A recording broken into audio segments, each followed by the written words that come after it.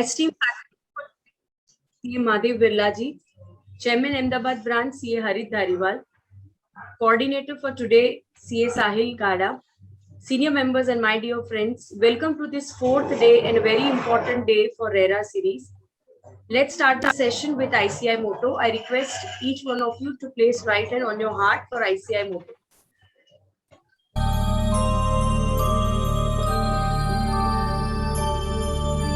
य एष सुप्तेषु जाग्रति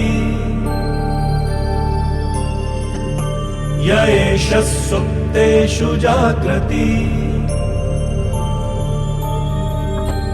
कामं कामं कामं कामपुरुषो पुरुषो निर्मिमाणः निर्मिमाणः तदेव शुक्रं तद्ब्रह्मा तद्ब्रह्मा तदेवामृतमुच्यते तस्मिन् लोकः शतः सर्वे तदूनात्यपि कश्चन एतद्द्वैता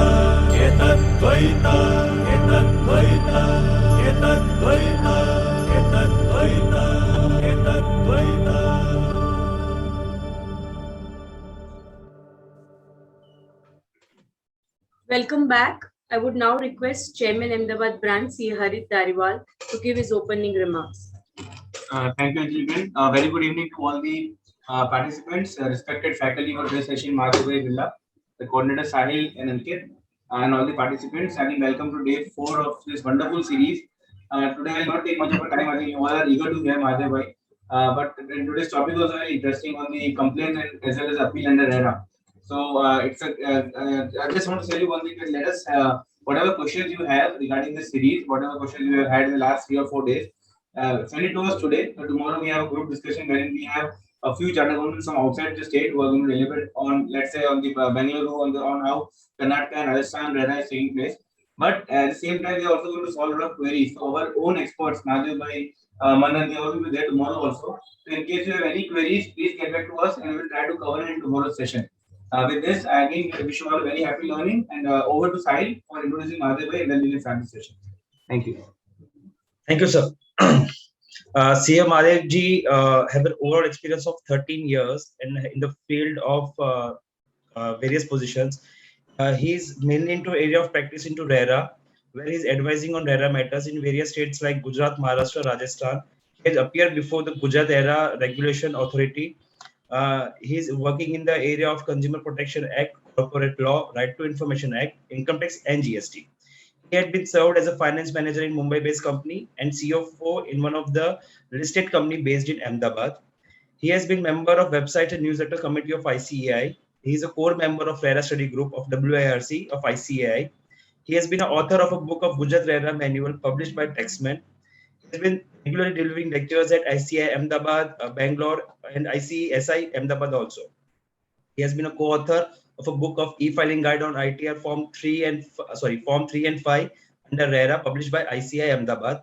Have been appointed as an observer by the Honorable NCLT Ahmedabad, and he has written more than 50 articles on RERA. With this brief introduction, I would like to request sir to take over the session now.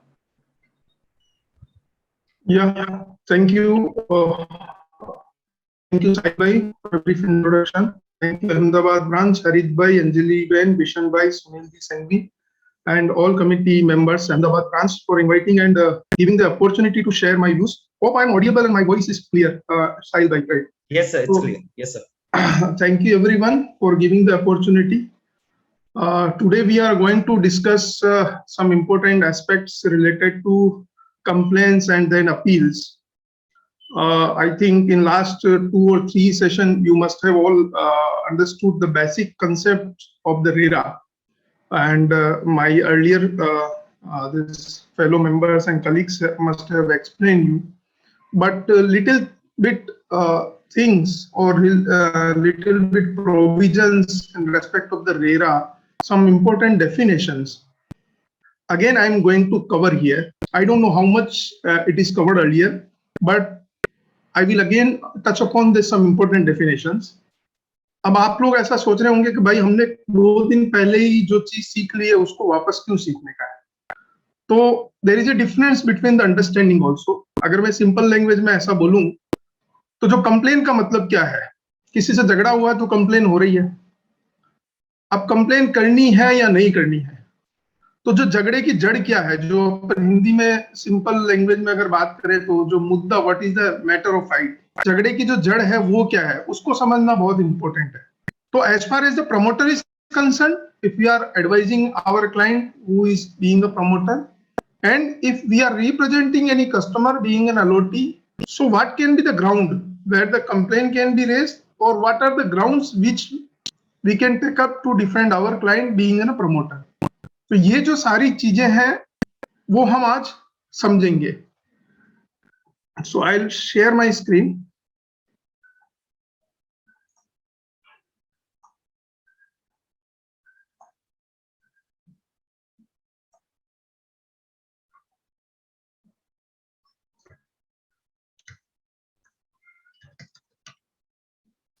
Is it visible?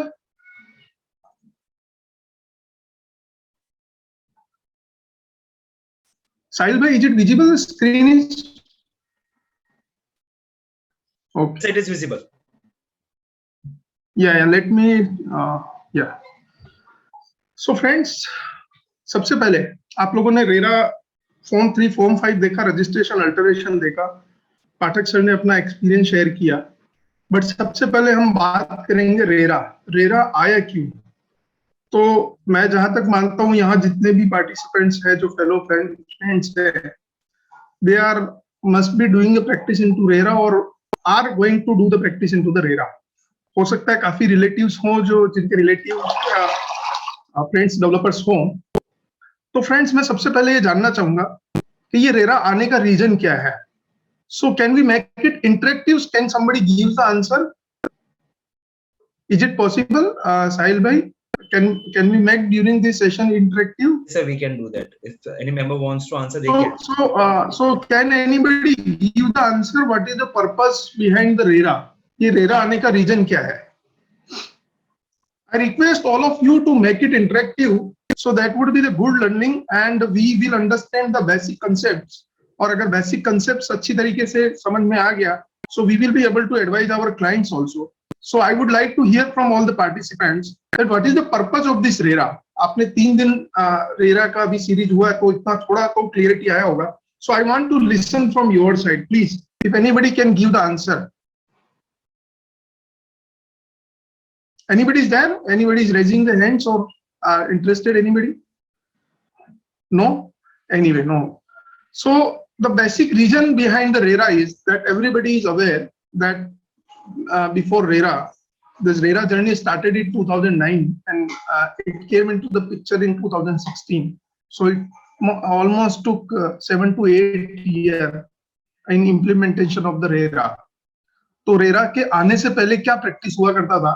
कोई भी real estate developer है, चाहे वो well non developer है या well non developer नहीं है, एक सिंपल प्रैक्टिस हुआ करता था। whenever they want to launch a project, they used to launch a project, they used to take the money, whether they have yes, Jayesh Bhavsar ji has raised the hand, so I would like to hear from the Jayesh ji. Jayesh ji, Sahil bhai, how can we unmute? Can we unmute? Sir, he can unmute. I'll ask him to unmute.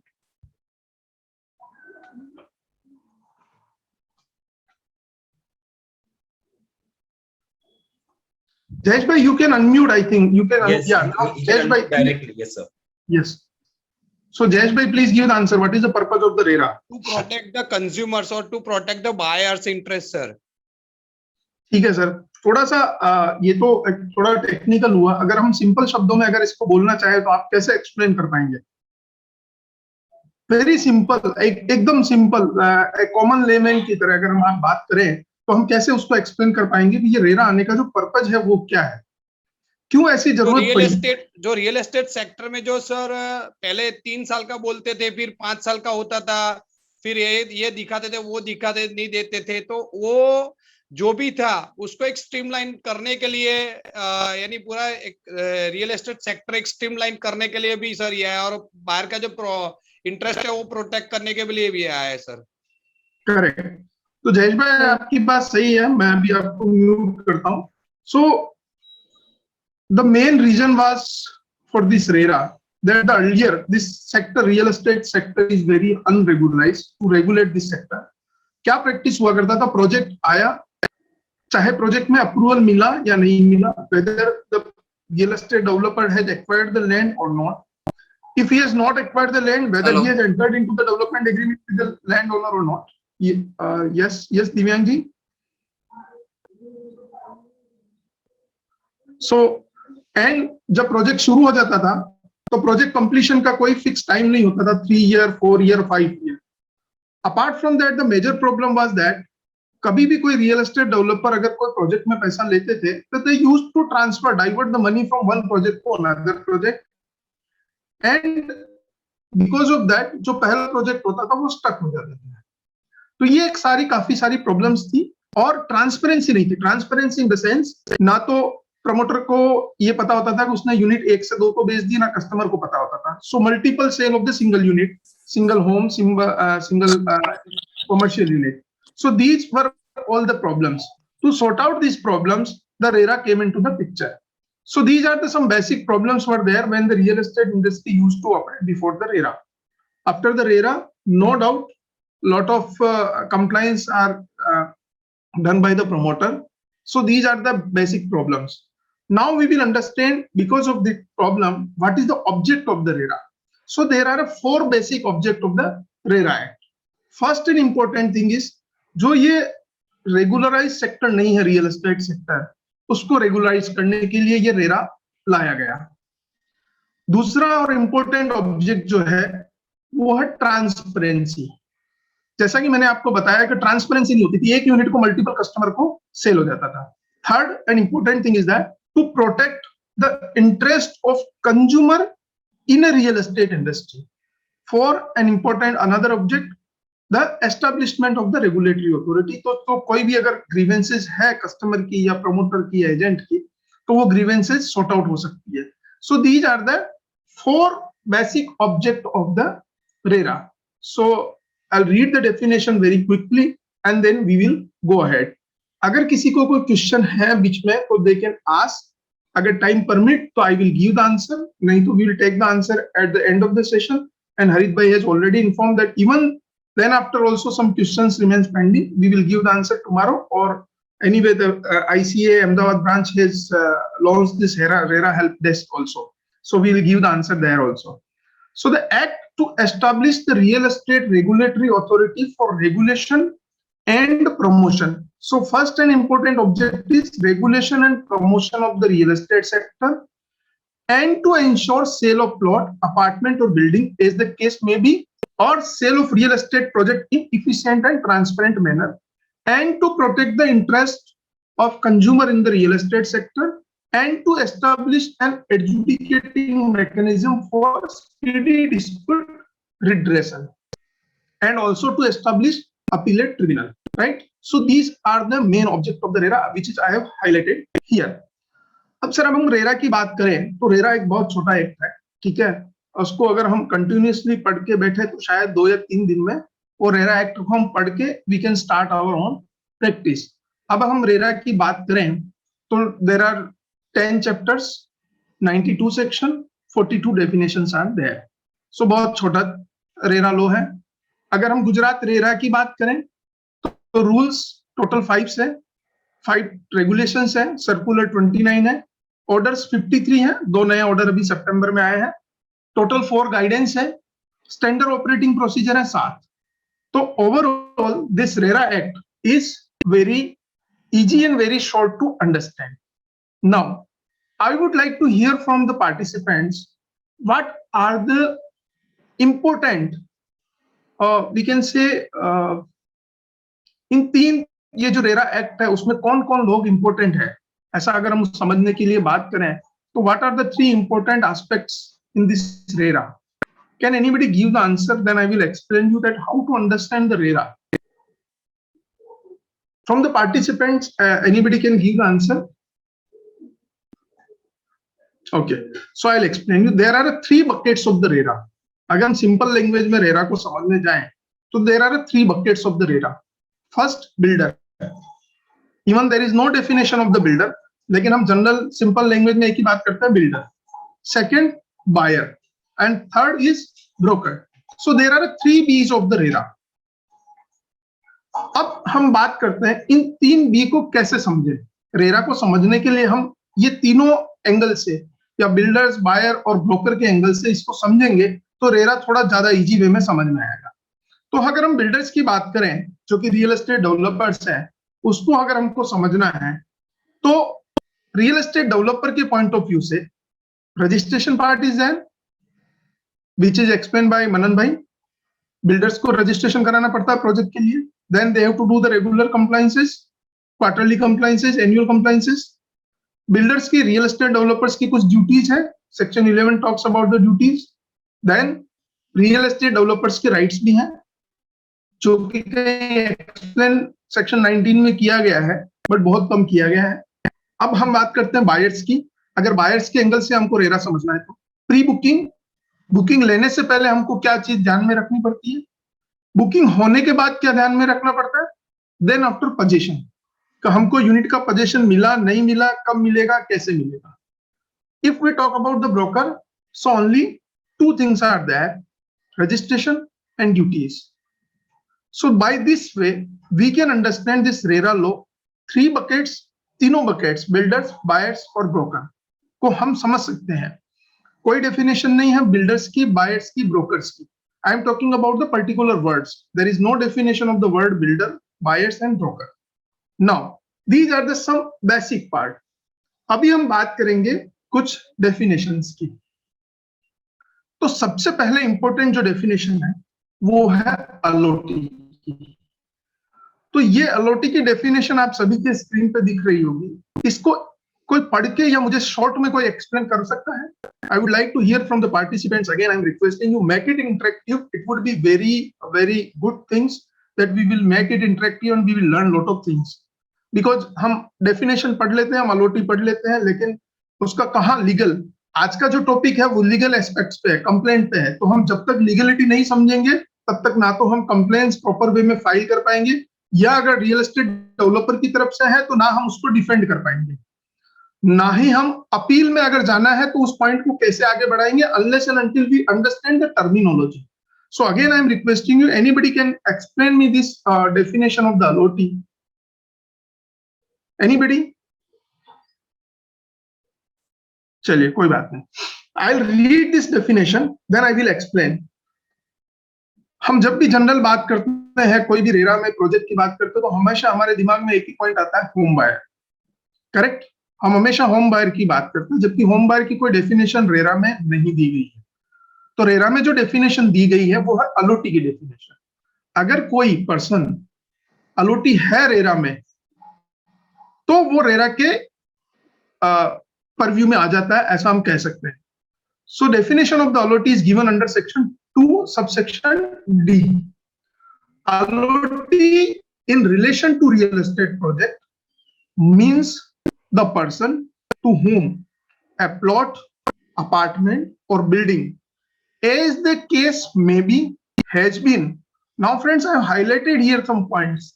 Has been allotted, sold, whether as a freehold or leasehold, or otherwise transferred by the promoter, and includes the person who subsequently acquired the said allotment either by way of through sale, transfer or otherwise, but does not include a person to whom such plot, apartment or building as the case may be given on rent. अब आप सब लोग ये सोच रहे होंगे, शायद कुछ सोच रहे होंगे, कुछ नहीं भी सोच रहे होंगे कि ये भाई महादेव बिरला डेफिनेशन क्यों समझा रहा है अलोटी की. अलोटी की डेफिनेशन समझाने का रीजन ये है कि जब तक अलोटी अगर नहीं है आप, तो आप रेरा में जाके कंप्लेन नहीं कर सकते. आपकी कंप्लेन वहीं खारिज हो जाएगी या रिजेक्ट हो जाएगी. तो अलोटी को समझना बहुत इंपॉर्टेंट है. तो यहाँ पे वर्ड लिखा है अलोटेड. अलोटेड का मतलब क्या होता है? बहुत सी बार हमारे दिमाग में कंफ्यूजन होता है कि ये सेल डीड नहीं हुई है, या रजिस्टर्ड एग्रीमेंट टू सेल नहीं हुआ है, प्रॉपर्टी का मैं ऑनर नहीं बना हूं, मालिक नहीं बना हूं, तो क्या मैं अलॉटी हूं या उससे पहले मैं अलॉटी हो सकता हूं? तो answer is yes. When I have given the booking amount to the real estate developers, example, there is a property of value of rupees 50 lakhs. I have given a token amount of rupees 1 lakh. Will I become the allotee? So answer is yes. Whenever you pay a single penny against the booking amount, when the allotment letter is given, you becomes the allotee. You fall under the definition of the allotee, right? Now, second question comes sold. So whether it is sold or not, चाहे lease पे दिया है तो क्या मैं allottee हो सकता हूं? तो answer is yes. Again there is a huge confusion कि प्रॉपर्टी अगर लीज पे दी गई है तो वो अलॉटी की डेफिनेशन में फॉल नहीं होती है. But according to my own interpretation and according to one of the judgement I will discuss later on, the person who gets the property on lease is also falls under the definition of the allotee. अब दूसरी बात करते हैं इसमें, तो otherwise transfer. Otherwise transfer का मतलब property अगर सपोज विल के थ्रू ट्रांसफर होती है, राइट, लीगल हेयर को, तो that person will also become the allottee. And another thing is that person who subsequently acquire. अब आप बोलेंगे सब्सिक्वेंटली एक्वायर का क्या मतलब हुआ? तो example, suppose today x book a unit into the particular project and later on it's sold to the Y. So Y will become an allotee. अब Y allotee बन जाएगा तो ये यहां समझने की क्यों जरूरत है? तो इसका जो लिंक है वो सेक्शन 14 सब सेक्शन 3 से लिंक है, स्ट्रक्चर डिफेक्ट से. वो मैं स्ट्रक्चर डिफेक्ट के टाइम भी एक्सप्लेन करूंगा. तो अगर हम इसको सिंपल वे में बात करें तो there are 2 type of allotee person. पहला जो है फर्स्ट बायर, जो कि डायरेक्ट रियल एस्टेट डेवलपर से प्रॉपर्टी खरीदता है. सेकंड बायर जो फर्स्ट बायर से प्रॉपर्टी खरीदता है. थर्ड जिसने अदरवाइज ट्रांसफर किया है. अगर हम लेसी की बात करें तो there is a judgement of honourable Bombay high court, Lavasa corporation versus Jitendra Jagdish Tulsiyan and others. इस केस में ऐसा हेल्ड किया गया था, जब प्रॉपर्टी सब्सटेंशियल टाइम पीरियड के लिए दी गई है लीज पर, तो that person also fall under the definition of the allotee. अब ये allotee के डेफिनेशन में किसको एक्सक्लूड किया गया है? जो कि रेंट पे प्रॉपर्टी लेता है. तो जब हम रेंट पे प्रॉपर्टी लेते हैं तो that will not fall under the definition of the allotee. अगर किसी को क्वेश्चन है तो please ask, otherwise I will move ahead. Anybody is there? No. Govind भाई इज देयर. गोविंद भाई, do you want to ask any question? No. Okay. So now apartment. जैसा कि मैंने बताया, जब भी हम रियल एस्टेट प्रोजेक्ट की बात करते हैं तो we always talk about home, घर की बात करते हैं. ना हम कोई कॉमर्शियल प्रॉपर्टी की बात करते हैं, ना हम कभी भी प्लॉटिंग स्कीम की बात करते हैं. We always say home buyer, हमने घर खरीदा है. No, that is not the correct as far as RERA is concerned. The definition of apartment is given. This definition of the apartment cover all the residential and commercial units. So whether I am taking a home, मतलब घर ले रहा हूं, या मैं कोई commercial shop ले रहा हूं, या मैं प्लॉट ले रहा हूं, everybody fall under the definition, every unit that property fall under the definition of the apartment. So I'll read this definition.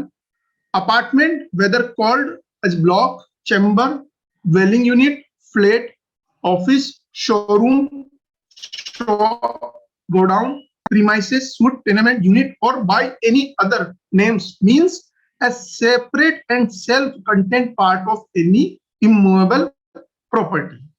तो शॉर्ट में अपार्टमेंट की डेफिनेशन समझाने का यही मीनिंग है. रेरा में commercial as well as residential property and plotting scheme also falls. Now advertisement. This is a very important definition, और काफी बार ऐसा हो जाता है कि क्लियरिटी नहीं आती है तो क्या एडवर्टाइजमेंट है. सपोज आज मेरे को ये जो एडवर्टाइजमेंट की डेफिनेशन केवल सेक्शन 2 सबसेक्शन बी को लेकर नहीं है. ये जो एडवर्टाइजमेंट की डेफिनेशन है उसका role section 3, section 12, section 11 subsection 2 and section 7, 4 जगह पे ये डेफिनेशन का बहुत इंपॉर्टेंट रोल है. अगर हम सबसे पहले इस डेफिनेशन को अंडरस्टैंड करें तो पता चलेगा कि क्या एक्चुअल में एडवर्टाइजमेंट है या नहीं है. जनरली हम एडवर्टाइजमेंट यही सोचते हैं, टीवी में ऐड आ गया, न्यूज़पेपर में ऐड आ गया, या कोई पैम्पलेट दे दिया, ब्रोशर दे दिया, या कोई होर्डिंग लग गया, so that is the advertisement. No, that is not the correct things. This definition is very vast definition. So advertisement means, friends, I have highlighted some points here, तो उससे थोड़ा definition का clarity ज्यादा आएगा. Means any document, so keep in your mind, any document word is written, described or issued as advertisement through any medium. So any document, any medium, and includes any notice, circular or other documents or publicity in any form. So any document, any medium which is giving the publicity in any form. And what is this publicity is giving? Informing person about the real estate project or offering for sale of a plot, building or apartment, or inviting person to purchase in any manner such plot, building or apartment, or to make advance or deposit for such purpose. तो चाहे कोई भी document हो, अगर आज मैं example I am real estate developer and I am going to launch a project, I will come with the one project. Suppose I discuss with my friends कि यार मेरा प्रोजेक्ट आ रहा है, किसी को कुछ इन्वेस्ट करना हो तो बता देना. तो क्या ये डेफिनेशन, ये जो इंफॉर्मेशन है, will it fall under the definition of the advertisement? So yes, it will fall. अगर रेरा से वहां कोई आदमी खड़ा हुआ है तो he can take a suo moto action also, अगर रिकॉर्ड कर लिया है तो. I'll give you the one simple example. अभी थोड़े दिनों पहले एक चार्टेड अकाउंटेंट फ्रेंड्स ने ऐसे व्हाट्सएप पे मैसेज भेजा, किसी रियल एस्टेट डेवलपर का प्रोजेक्ट लॉन्चिंग का इन्विटेशन कार्ड था. उस इन्विटेशन कार्ड पे रेरा रजिस्ट्रेशन नंबर नहीं लिखा हुआ था. तो मैंने उनको व्हाट्सएप पे रिप्लाई किया कि बॉस इसमें रेरा रजिस्ट्रेशन नंबर नहीं लिखा है. बोले सर ये तो मैं लॉन्च होने वाला उसका इन्विटेशन कार्ड है. मैं बोला सर आपका रेरा रजिस्टर्ड प्रोजेक्ट नहीं हुआ है और आप इन्विटेशन दे रहे हो, it is a non compliance. ये आप एक तरीके से आपके प्रोजेक्ट की इंफॉर्मेशन दे रहे हैं. सो अकॉर्डिंग टू मी, अगर ये रेरा अथॉरिटी के पास अगर पहुंच जाता है तो रेरा अथॉरिटी कैन डू एक suo moto action, because as far as the definition of the advertisement you are doing the advertisement. और शायद कल सेक्शन 3 में मनन भाई ने आपको समझाया भी होगा, तो बिना रजिस्ट्रेशन के ना हम एडवर्टाइजमेंट कर सकते हैं, ना कोई बुकिंग ले सकते हैं. We can not sell any unit into the project. तो information about the project is an advertisement. SMS emails will fall under the definition of the advertisement. Section 3 की बात करूं तो बिना रजिस्ट्रेशन के एडवर्टाइजमेंट नहीं कर सकते. सेक्शन 7 की बात करूं तो गलत एडवर्टाइजमेंट या अनफेयर ट्रेड प्रैक्टिस में फॉल होता है. सेक्शन 11 सबसेक्शन 2 की बात करते हैं तो एडवर्टाइजमेंट का प्रिस्क्राइब गाइडलाइन है, रेरा रजिस्ट्रेशन नंबर लिखना जरूरी होता है और रेरा अथॉरिटी के वेबसाइट का एड्रेस लिखना जरूरी होता है एडवर्टाइजमेंट पे. सेक्शन 12 की बात करें तो veracity of the advertisement of projects which says कि अगर आपने कोई गलत एडवर्टाइजमेंट दिया है, उससे अगर किसी कस्टमर ने अगर कोई फ्लैट या कॉमर्शियल यूनिट खरीदा और उससे अगर नुकसान होता है तो that will fall that would be the non compliance. Veracity of the advertisement of the project होगा, कस्टमर रेरा में जाके कंप्लेंट फाइल कर सकता है, कंपनसेशन मांग सकता है. सेक्शन 12 की ये डेफिनेशन जो मैं आपको यहाँ से शॉर्ट में बताता हूँ, जो एडवर्टाइजमेंट के बारे में बात करती है कि सपोज आप बहुत सी बार देखते होंगे किसी भी रियल एस्टेट डेवलपर का कोई प्रोजेक्ट होता है तो उसमें लिखा होता है 1 किलोमीटर दूर स्कूल है, 2 किलोमीटर दूर हॉस्पिटल है, 5 किलोमीटर दूर एयरपोर्ट है. क्या किसी ने मेजरमेंट करके देखा है कि वो 5 किलोमीटर या 2 किलोमीटर है?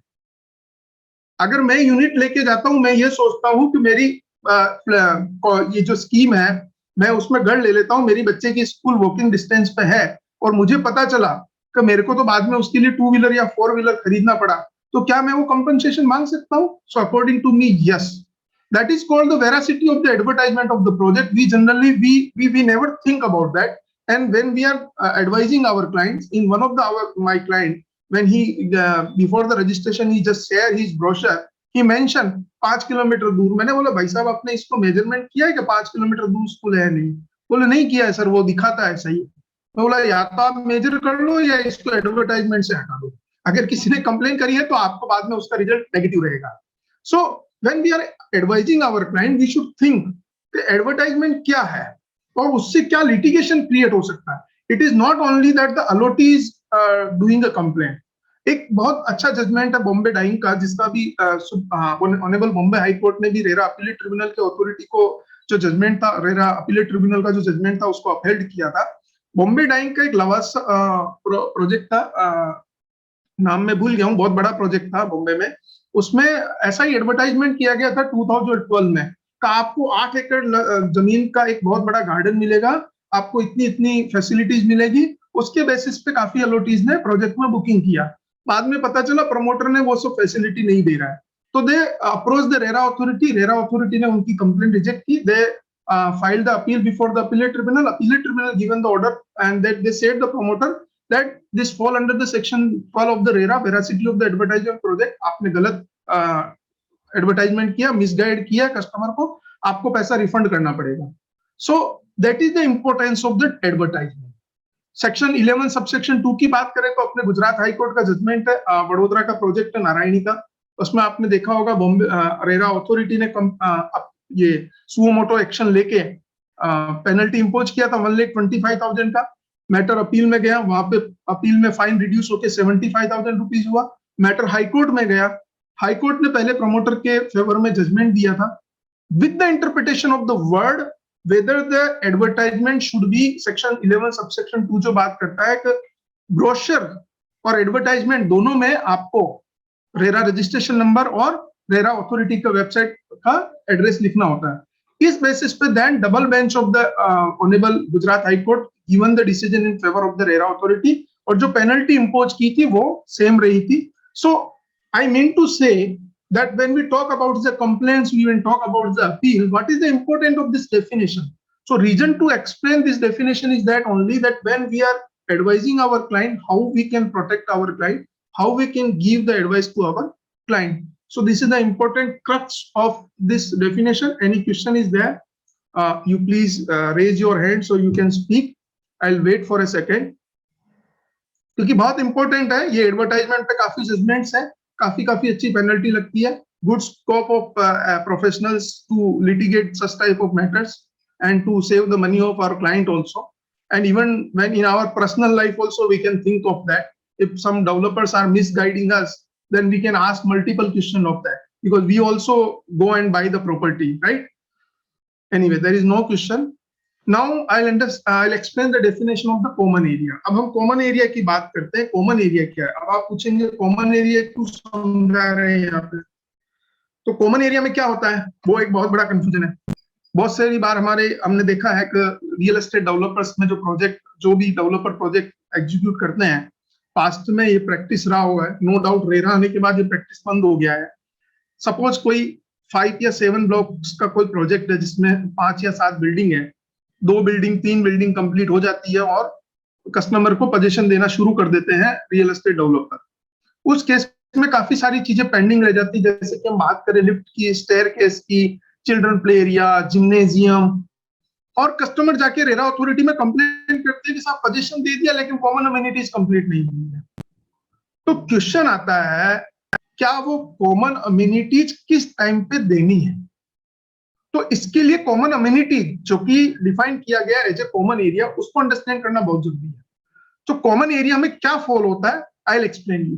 क्योंकि कॉमन एरिया कब हैंडओवर करना है सोसाइटी को, वो दिया गया है सेक्शन 17 में।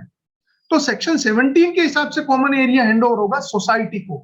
तो अगर कस्टमर जब कंप्लेन फाइल करता है, तो according to my view that complain would not be maintainable.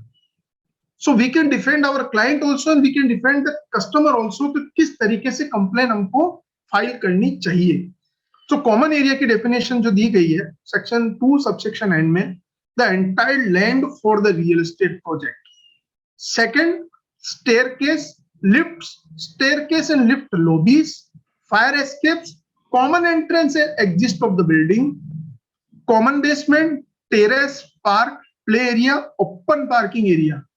हमेशा ध्यान में रखना open parking, here not the word mentioned covered parking, open parking area and common storage, accommodation for watch and ward stops, installations of central services, electric, gas, water, then water tank, sumps, motor fans, compressor। ये जो सारी चीजें हैं ये common area में fall होती है। तो ये कॉमन एरिया जो कंप्लीशन होने का टाइम पीरियड है, वो टाइम पीरियड है प्रोजेक्ट कंप्लीशन की जो डेट हमने रेरा में दी है उससे पहले ये कंप्लीट होगा। सेक्शन 17 बोलता है व्यू परमिशन आने के बाद ये हैंडओवर करने का होता है। तो बिना जब तक प्रोजेक्ट कंप्लीट नहीं हुआ, उसकी डेट नहीं गई है, according to my own view, when we are filing the complaint, we should think twice that whether this complaint would be maintainable or not. Now, real estate project, कल आप लोगों ने समझा ही होगा रियल एस्टेट प्रोजेक्ट क्या है. Real estate project की definition में सबसे इंपॉर्टेंट पार्ट क्या है? Can anybody give the answer even on chat also by reading this 4 line? Can anybody give the answer in chat box? What is the important part of this definition, real estate project?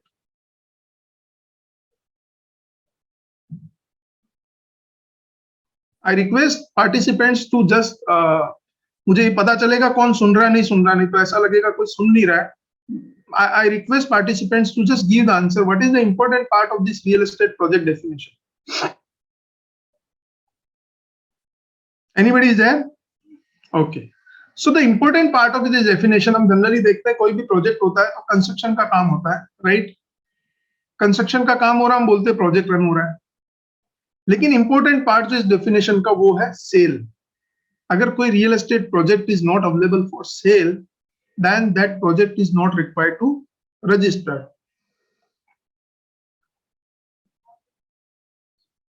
So Bhavinji Patel and the conversion of parcel of land into structure. Sir वो तो है ही है, लेकिन जो part important है वो cell का है.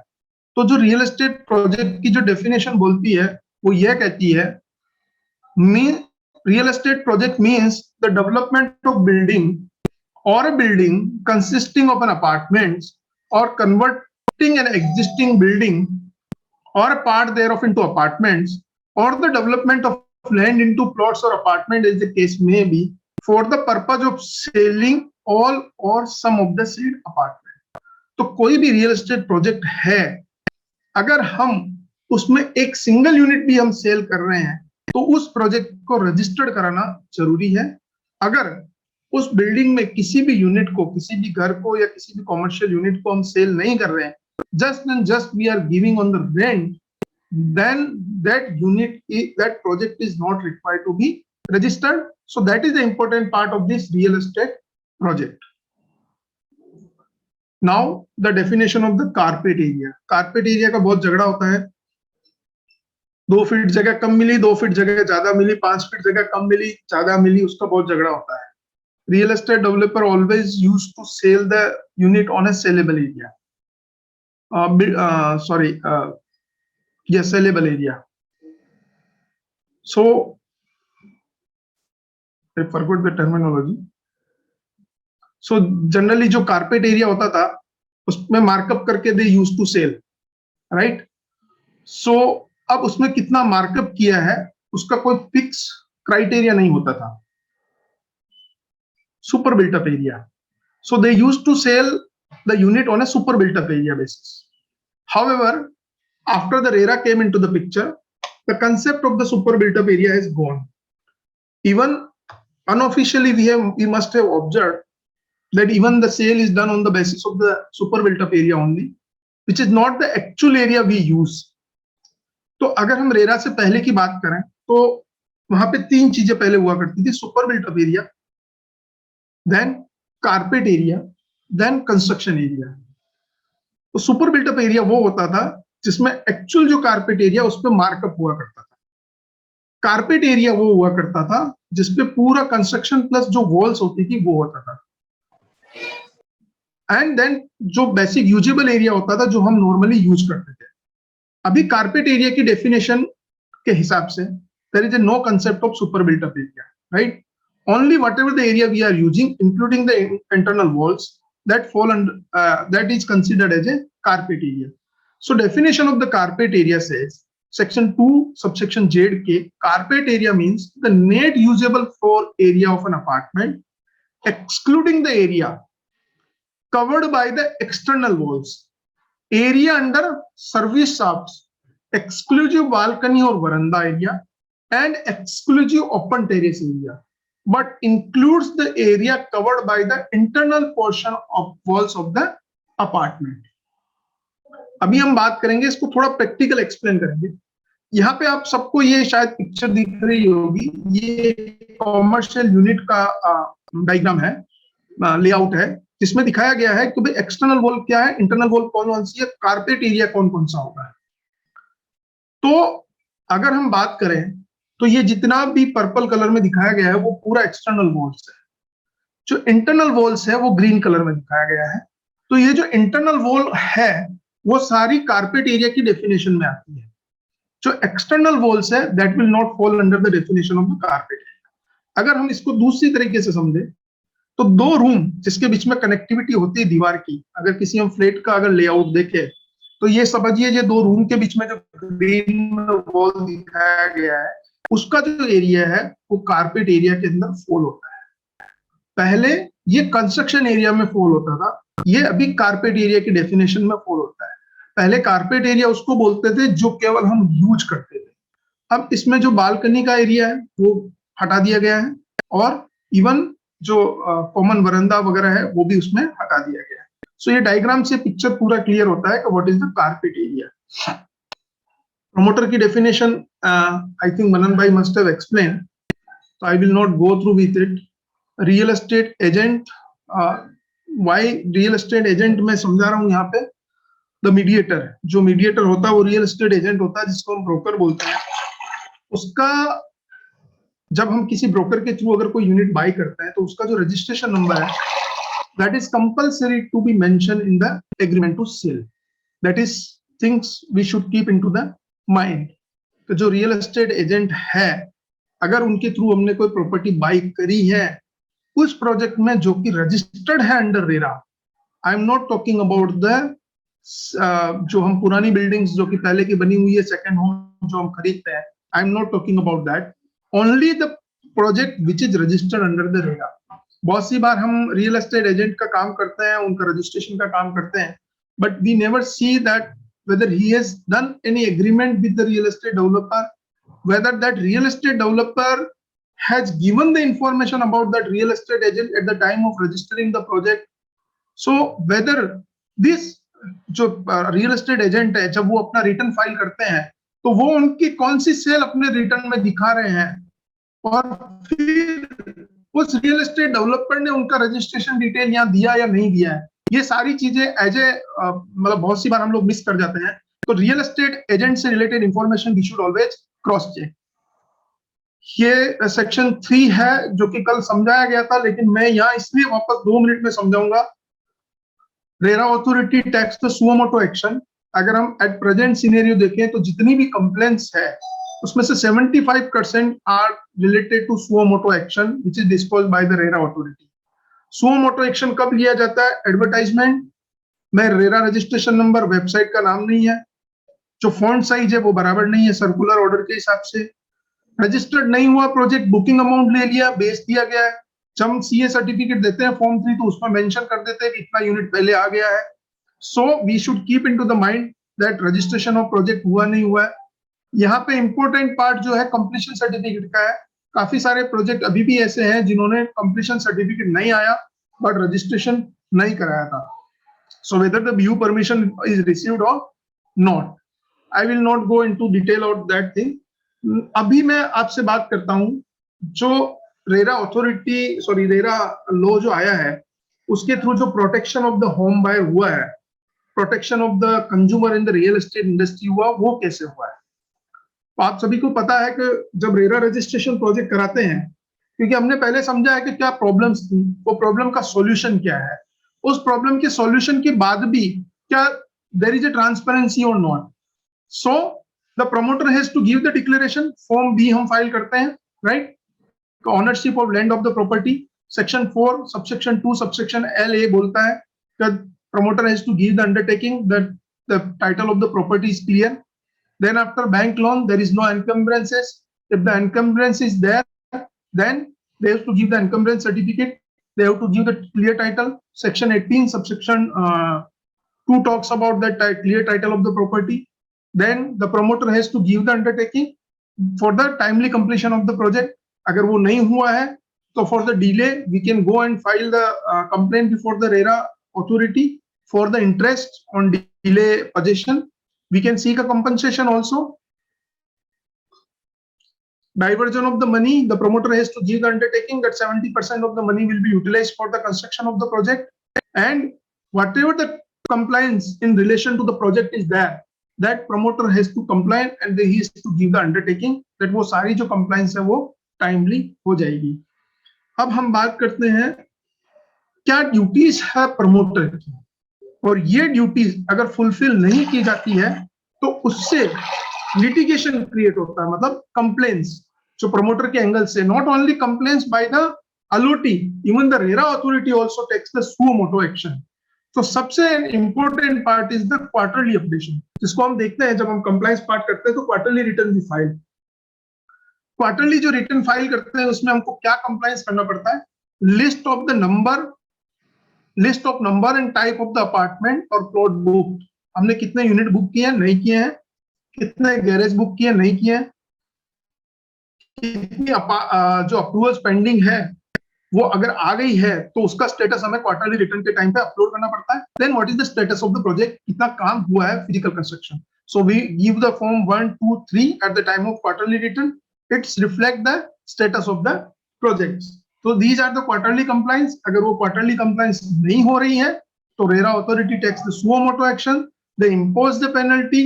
It start from the 25,000 rupees to 1 lakh, 1.5 lakh, 2 lakhs. And I think in section 3 so far this penalty imposed by the RERA authority for non-registration of the project is 50 lakhs rupees. That is the maximum penalty imposed by the RERA authority for violation of the section 3. अब इस तरीके का अगर matter being a professional अपने पास आता है so how we can handle, so that is a very important part. Apart from that,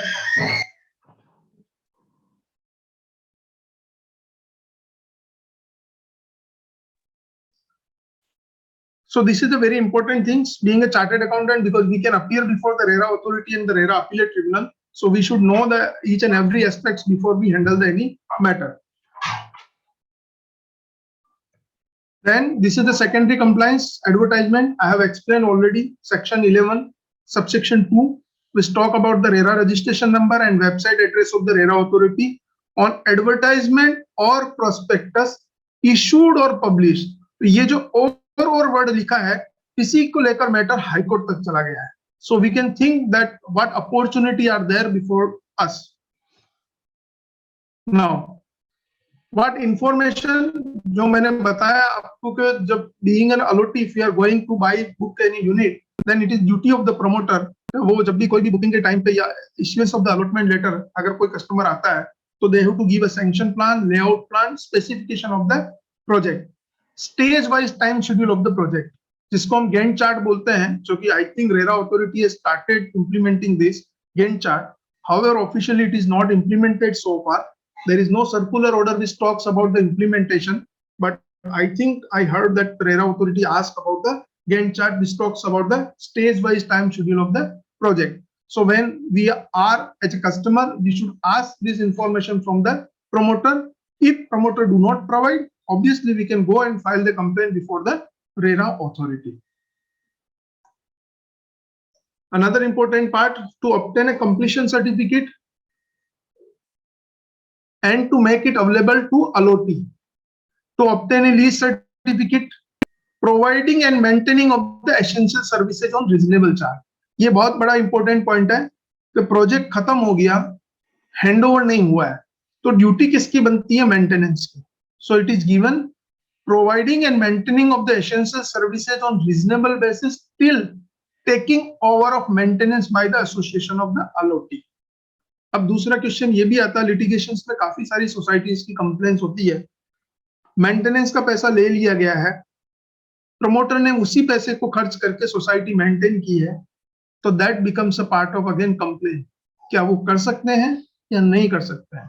according to my view they can not utilize that money, because RERA section 11 बोलता है कि promoter को essential services देना compulsory है जब तक कि society maintenance का जो है चार्ज वो एसोसिएशन ऑफ अलॉटी, जिसको हम सोसाइटी बोलते हैं, या सेक्शन 8 कंपनी उन्होंने नहीं ले लिया है.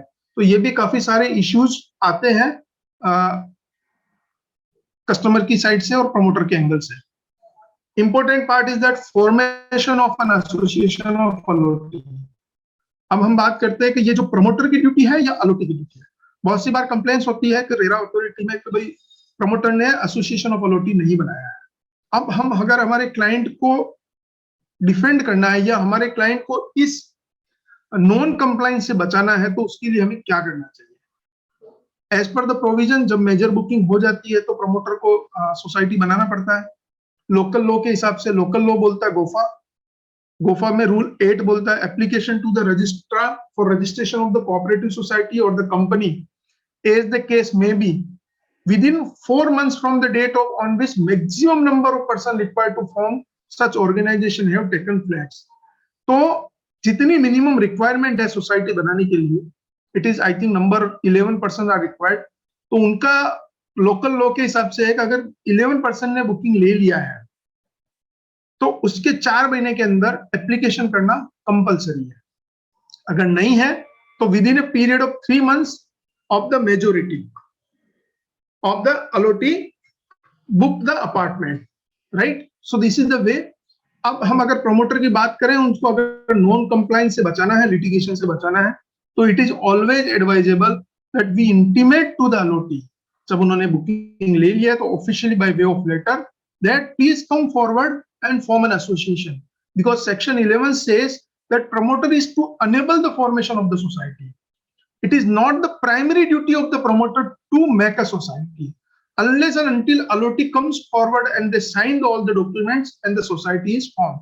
So this is a very important part of the litigation compliance part, which is also easy to, we can have a look onto the agreement to sell format prescribed by the RERA authority also, where is also it is clearly mentioned that how and when to make the society and what is the role of the allottees. It is not only the duty of the promoter.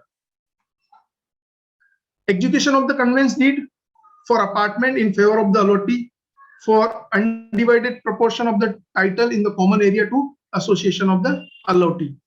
ये सारी responsibilities है और ये responsibilities अगर fulfill नहीं होती है then it's create a complaints. It goes before the RERA authority. They take a suo motu action. Another important part is that पे ऑल आउटगोइंग. जितने भी हमने चार्जेस कलेक्ट किए मेंटेनेंस के नाम पे, स्टैम्प ड्यूटी के नाम पे या किसी भी नाम पे प्रमोटर ने, वो सारा पे आउट करने का. लोन है तो loan. So this is again the duty. Sometime मैंने जैसे कि आपको एक्सप्लेन किया कि जो कॉमन अम्यूनिटीज हैंडओवर नहीं होती है या कॉमन एरिया सोसाइटी हैंडओवर नहीं होती है, उससे पहले जो मेंटेनेंस चार्जेस अगर प्रमोटर ने कलेक्ट करके उसमें से स्पेंड किया है तो क्या वो कर सकते हैं, नहीं कर सकते हैं, कितना पैसा सोसाइटी में ट्रांसफर किया नहीं किया, ये एक बहुत बड़ा इश्यू सोसाइटीज में चलता है, which generally neither we understand being a professional at the time of society, because this is the duty of the promoter, but being a professional we should always advise our client that how to take care these things. No cancellation of the allotment. This is the duty of the promoter. Section 11 subsection 5 talks about the no cancellation of the allotment on unilateral basis unless and until it is agreement to for as per agreement to sale. तो कोई भी promoter वो अपनी इच्छा से कोई भी agreement को कैंसिल नहीं कर सकता. अगर कर दिया है तो customer can go and file the complaint before the RERA authority. अब हम बात करते हैं एग्रीमेंट टू सेल की. Section 13 talks about the agreement to sale. Here also we must have observe that RERA authority has imposed the penalty. I think recently some 10 or 12 lakhs rupees penalty was imposed by the RERA authority for non-execution of the agreement for sale. अब ये हमको पैसा हमारे clients के कैसे बचाना है, how we can take up the matter, that again part of the litigation, complaints redressal part. So when we file the form 3, generally we ask our clients that whether the agreement to sale is executed or not. But generally, when it is not executed, we mention that there is no date and RERA authority take a suo motu action. Now, how we can defend our client? अगर suppose agreement to sale नहीं हुआ है, तो उसके लिए हम client को कैसे defend कर सकते हैं? That is very important part. What documents we can create that this non-compliance would not lead to the imposition of the penalty to our client. Agreement to sale में क्या-क्या point होने चाहिए? Obviously, there is a specific format is prescribed under the rules. but important part is the development of building specification, internal development work, external development work, date of possession, rate of interest. Rate of interest की हम बात करेंगे तो बहुत सी बार आपने देखा होगा, ऑब्जर्व किया होगा, promoter asks for the more rate of interest if there is a delay of payment from the customer side, and when there is a delay from the promoter side, they put some lesser rate of interest. However, various judgments of their Honorable Supreme Court is also, and even the Gujarat RERA has issued a circular where it is specified that the rate of interest would be similar, whether it is a prescribed or not. The rate of interest would be MCLR plus 2%, which is to be paid to the customer for delay possession. Section 14(3) हम बात करते हैं structural defect की, बहुत important part है. हम देखते हैं काफी कंप्लेंट्स आती है, टाइल्स टूट गया है, बाथरूम का नल खराब हो गया है, प्लास्टर उतर गया, कलर उतर गया है, इन सब की कंप्लेंट्स होती है, right. We go and we generally advise our client. Sometime we say sir tile टूट गया, रेरा में अथॉरिटी में कंप्लेन हो गई है, कोई बात नहीं सर, टाइल्स रिपेयर करा दो ना. But don't, according to my view, we should not advise our client in such type of things, because that create a precedence and which again and again comes. So what is the structure defect and how it is? तो structure defect जो section 14(3) बात करता है, structure defect or any other defect in workmanship or quality or provision of service or any other obligation as per agreement to sale. अब ये structure defect का जो provision है वो कब तक एप्लीकेबल है? अब सेक्शन 14 सबसेक्शन 3 बोलता है 5 साल, 5 year from the date of possession. हम बहुत सी बार ऐसा सोचते हैं कि प्रोजेक्ट कंप्लीट हो गया वहां से 5 साल है, एग्रीमेंट टू सेल हो गया वहां से 5 साल है, पर ऐसा नहीं है. ऐसा क्यों नहीं है? क्योंकि यहाँ पे स्पेसिफिकली लिखा है from the date of possession. Example I will give you. In a one project, suppose X buy a unit today 30 सितंबर, आज उसको पोजीशन मिल गया है, वो रहने चला गया, प्रोजेक्ट कंप्लीट हो चुका है, तो उसके लिए जो 5 साल शुरू होंगे वो डेट ऑफ पोजीशन 30 सितंबर शुरू होंगे. Suppose after 2 months another person goes, he buy a property in December, 1st of December. For him the 5 year will be counted from the 1st of December. Another person go and buy the property in the next year, the 5 year will be counted from that date on which he gets the possession. So that thing we should always keep in our mind. अब आप सोचेंगे sir इसमें client को कैसे बचा सकते हैं? There are various ways. आजकल तो आप देखते हैं लिफ्ट हो या कोई भी सर्विसेज जो हम कॉमन एरिया या किसी भी प्रोजेक्ट में जो भी लेते हैं, चाहे वो सैनिटरी वेयर हो, प्रोडक्ट्स कुछ भी हो, तो हम उसके लिए आपने देखा होगा कि गारंटी पीरियड रहता है, वारंटी पीरियड रहता है. अगर उसमें नहीं भी है तो we should always execute, we should advise our client that they should execute a contract for a maintenance contract. We can execute, we can take a defect liability period. Contractor के case में we can have a clause of defect liability 5%, 10%. By this way we can advise our client, we can avoid the litigation. Structural defect की कोई definition नहीं दी गई है RERA में. Telangana RERA में define किया गया रूल्स में, तमिलनाडु रेरा में रूल्स में डिफाइन गया what is the structural defect. But according to my view, I have handled various cases where we have always defended our clients that ये जो सारी चीजें होती है, कलर उतर गया, क्रैक्स आ गए दीवारों में, टाइल्स टूट गया, नल टूट गया, these are not part of the structure defect. So we should always defend our client for that purpose. Now, important point, no alteration, addition in the sanction plan. Section 14(2) talks about no transfer of right and liability in a project. अभी recently सूरत के एक promoter पे 11,61,000 का penalty impose किया गया था. Project transfer कर दिया था one promoter से another promoter को, right? Without the approval, without the permission of the RERA authority and the consent of the 2/3 authority. अभी इस केस में क्या होता है? Without verifying the facts, generally promoters pay that penalty. According to my view, we should advise our client that first understand whether we are in fault or not. Why to pay? Whether all compliance is done or not. What is our fault? So we should advise our client accordingly, and that matter can be also part of litigation. Execution of the conveyance deed. This is the important provision. अगर society handover नहीं करी है, sale deed नहीं बनाया गया तो complain हो सकती है, राइट। ये जो सारी चीजें मैंने आपको बताई है, जो duties of the promoter, this all create the litigation. अगर हमको इसकी पूरी अंडरस्टैंडिंग नहीं है तो neither we can advise our client whether it is allottee और whether it is a promoter. So always understand all the provision.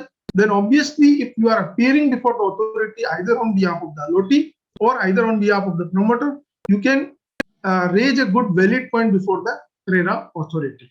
Now, what are the right of the allotee? अब देखा जाए तो जो भी ड्यूटीज है इनडायरेक्ट वे में right of allottee बन जाते हैं. सो जो भी information in respect of the sanction plan, layout plans that allotee can get, stage by schedule we already discuss in section 11. Position कब मिलेगा? सो अभी यहाँ पे कंफ्यूजन होता है. सेक्शन 19(3) बोलता है entitle for possession of apartment, plot और building as per time given in declaration under section 4 subsection 2 subsection L subsection C. तो क्या पोजीशन सेक्शन 19(3) के हिसाब से मिलना चाहिए या एग्रीमेंट टू सेल में जो डेट लिखी है उसके हिसाब से मिलना चाहिए? So according to my view, जो एग्रीमेंट फॉर सेल में जो डेट ऑफ पोजीशन लिखी है उसके हिसाब से पोजीशन मिलना चाहिए.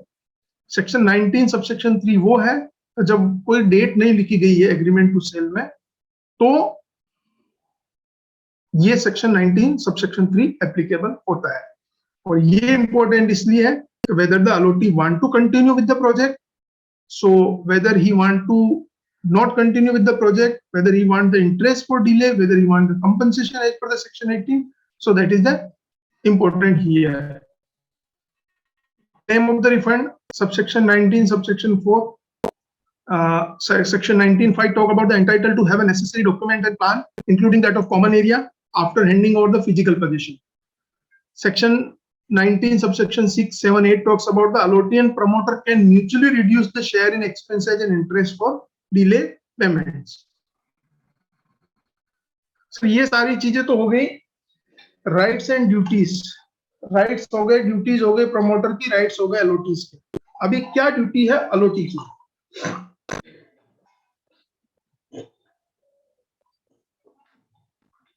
हमने जनरली ये देखा है भाई क्या रेरा अथॉरिटी में अलॉटी के खिलाफ कंप्लेन हो सकती है, नहीं हो सकती? तो यस. तो what is the duty of the allottee? Allottee की ड्यूटी है to take participation in formation of association of allottee, to make the payment on time, to take participation in execution of the agreement to sale, sale deed and to pay the interest for delay payment. अगर allottee आके sale deed नहीं करेगा तो obviously there would be non compliance on the part of the promoter. But how we will justify that the allottee is not coming forward and executing the sale deed? What is the issue before the with the allotee? Why he is not coming forward? And if he is not coming forward, how we can avoid the non-compliance? Whether we should give the notice to allotee, whether we should file the complaint before the RERA authority. So we should think about that. So according to that, we can go before the RERA authority. We can issue the legal notice also. अभी हम main मुद्दे की बात करते हैं, complaint. तो complaint कौन file कर सकता है? Who can file the complaint? So section 31 talks about any aggrieved person can file the complaint. Association of allotee can. Yes, Nimesh bhai, any question? So any association of allotee can file the complaint. Voluntary consumer association can also file the complaint.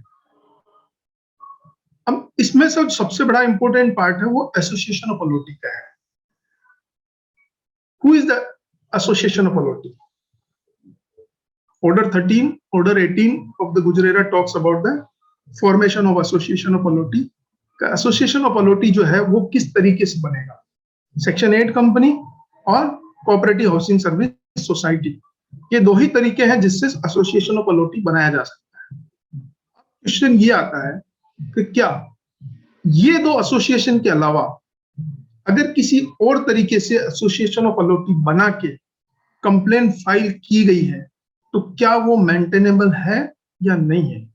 So in one of the matter where we were representing the real estate developer promoter, Vadodara case, group of person not all person, मतलब not all allotee, some group of allotee formed the association of person, जो हम income tax में AOP बोलते हैं जिसको association of person, उन्होंने वो association of person बनाया, पैन कार्ड एप्लीकेशन करके पैन कार्ड लिया, बैंक अकाउंट खोला और उन्होंने रेरा अथॉरिटी में कंप्लेन करी ऑन बिहाफ ऑफ द अलोटीज, और उन्होंने ये बोला कि ये कंप्लेन है अलोटीज के behalf.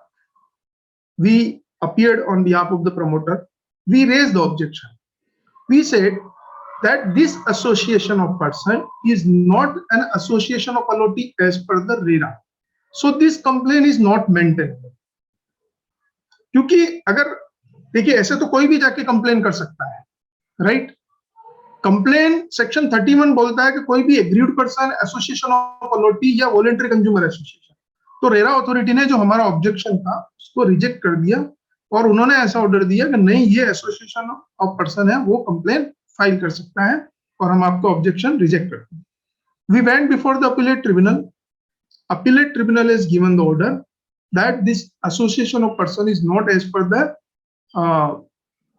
order issued by the Gujarat RERA, so they cannot file the complaint and that complaint is not maintainable. However, they can file in individual capacity. So whenever we are even advising the customers, whenever we are defending our client, we should think that who is the aggrieved person, whether the complaint is maintainable or not. हम काफी बार देखते हैं 20-20 customer एक साथ complain file कर देते हैं, 40-40 customer एक कंप्लेन फाइल कर देते हैं. क्या वो सारी कंप्लेन मेंटेनेबल है? नहीं है. वो अगर कंप्लेन ही मेंटेनेबल नहीं है तो आगे की तो बात ही नहीं जाती मेरिट पे बात करने की. So this section 31 talks about the this part. अभी हम कंप्लेन की बात करते हैं तो आपने देखा होगा रेरा अथॉरिटी में there are 2 branches. One, there are members, honorable chairman is there, honorable member 1 and honorable member 2 is there, then honorable adjudicating officer is there. तो हमको अगर कंप्लेन फाइल करनी है तो एडजुडिकेटिंग ऑफिसर के पास अगर हमको जाना है तो हम कंपनसेशन के लिए जाते हैं. रेरा अथॉरिटी में हमको कंप्लेन फाइल करनी है तो वो क्या ग्राउंड से जिसके बेसिस पे हम कंप्लेन फाइल कर सकते हैं. रेरा अथॉरिटी में कंप्लेन फाइल करनी है तो there is a form A is prescribed. Adjudicating officer में कंप्लेन फाइल करनी है तो form B is prescribed. I will explain how to draft that part also. अब अगर हमको एडजुडिकेटिंग ऑफिसर के पास अगर कंप्लेन फाइल करनी है तो उसके क्या ग्राउंड्स हो सकते हैं. तो जैसा कि मैंने आपको पहले भी बताया था, section 12 which talk about the veracity of the advertisement. तो मेरे को अगर स्कूल बच्चे को छोड़ने के लिए 2 व्हीलर या 4 व्हीलर लेना पड़ा है तो मेरा लॉस है. वो लॉस क्या मैं कंपनसेशन मांग सकता हूँ या नहीं मांग सकता हूँ, या इसके अलावा मुझे क्या नुकसान हुआ है वो कंपनसेशन मांग सकता हूँ या नहीं मांग सकता हूँ. उसके लिए अगर हमको जाना है veracity of advertisement of the project तो हमारे को सेक्शन 12 के हिसाब से कंप्लेन फाइल करनी पड़ेगी एडजुडिकेटिंग ऑफिसर में कंपनसेशन के लिए. स्ट्रक्चर डिफेक्ट सेक्शन 14(3) बोलता है कोई भी अलॉटी है अगर उसने स्ट्रक्चर डिफेक्ट नोटिस किया है तो वो इंटीमेट करेगा प्रमोटर को. प्रमोटर को 30 डेज के अंदर स्ट्रक्चर डिफेक्ट रेक्टिफाई करना पड़ेगा.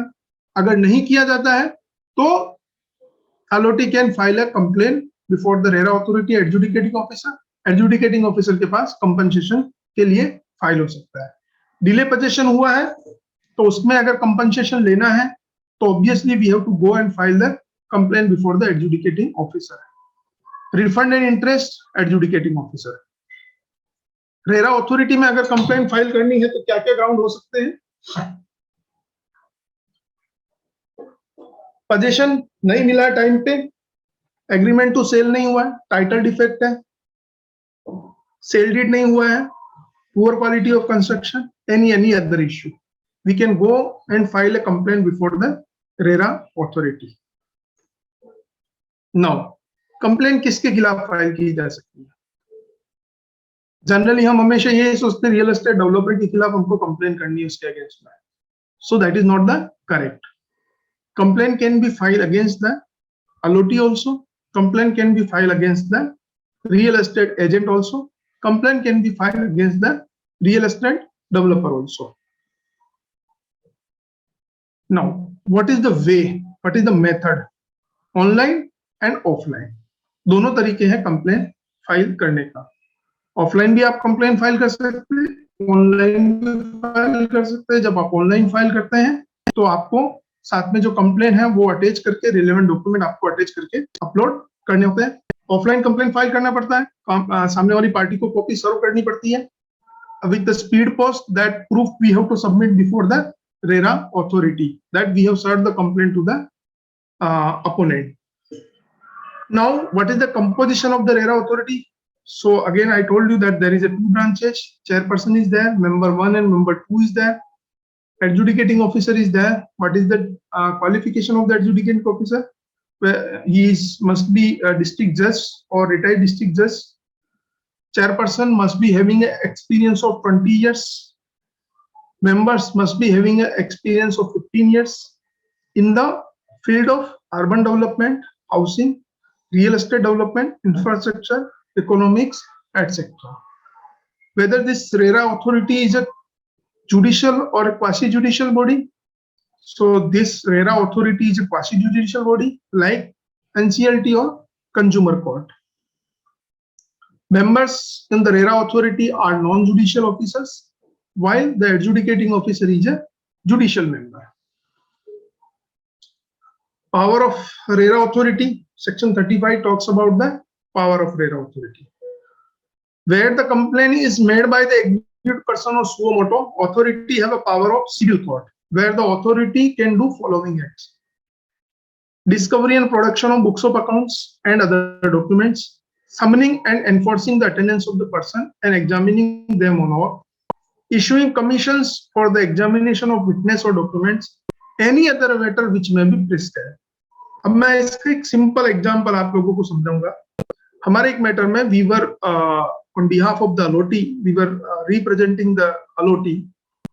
So allotee filed a complaint to seek a possession of the property. तो अलोटी ने एक डॉक्यूमेंट रेरा अथॉरिटी के सामने रखा, बैंक का एक लेटर रखा जिसमें डिमांड नोटिस था। आपको पता है जब भी हाउसिंग लोन लेते हैं तो बैंक डिमांड रखता है as per the stage of construction and according to that builder demand रखता है, बैंक पेमेंट करता है as per the physical construction of the project. In that case the demand was not raised by the promoter and bank has issued one letter. In that case bank said that भाई आप मैंने 90% payment कर दिया है, now you give the final demand and execute the sale deed. So this letter was issued but there was some typo error.